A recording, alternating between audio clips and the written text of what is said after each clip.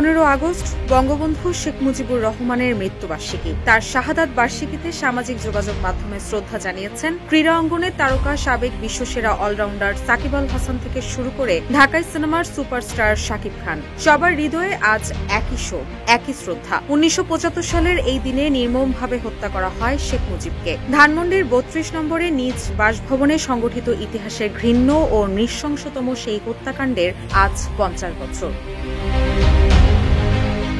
শুক্রবার সামাজিক যোগাযোগ মাধ্যম ফেসবুকে একটি ফটোকার্ড শেয়ার করেন সাকিব আল হাসান। সেই ফটোকার্ডে রক্তের মধ্যে লেখা রয়েছে 15 আগস্ট। শেখ মুজিবুর রহমানকে শ্রদ্ধা জানিয়ে ফটোকার্ডে আরও লেখা ছিল, জাতির পিতা বঙ্গবন্ধু শেখ মুজিবুর রহমান ও তার পরিবারের সকল শহীদ সদস্যের প্রতি শ্রদ্ধা।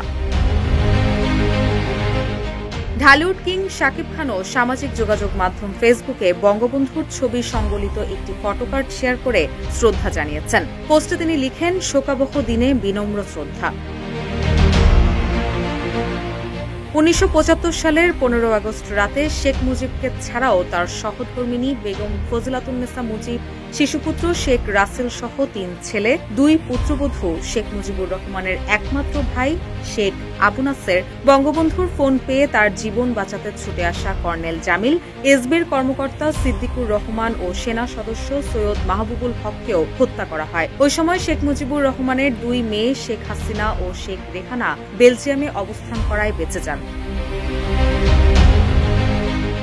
সেই রাতেই সেনা সদস্যদের আরেকটি দল শেখ মুজিবুরের ভাগ্নে যুবলীগের নেতা শেখ ফজলুল হক মনিরের বাসায় হামলা চালিয়ে তাকে ও তার অন্তঃসত্ত্বা স্ত্রী আরজুমনিকে হত্যা করে। এছাড়াও বঙ্গবন্ধুর ভগ্নিপতি আব্দুর রব সেরনিয়াবাতের বাসায় হামলা করে তাকে ও তার কন্যা বেবি, পুত্র আরিফ সেরনিয়াবাত, নাতি সুকান্ত বাবু, সেরনিয়াবাতের বড় ভাইয়ের ছেলে সজীব সেরনিয়াবাত এবং এক আত্মীয় আব্দুল নঈম খানকে হত্যা করা হয়।